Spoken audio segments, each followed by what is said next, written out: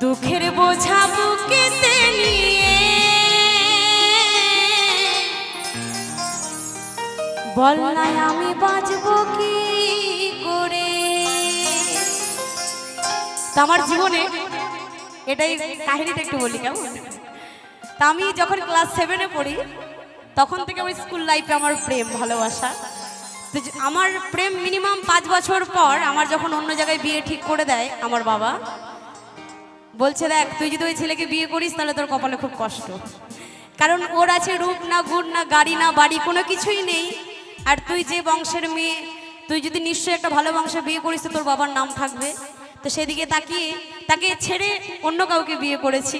তো সে জীবনে এত কেঁদেছে আমার জন্য, মানে এখন ও এতটাই এমন জায়গায় পৌঁছে গেছে যেটা অনেক দুঃখের বিষয়।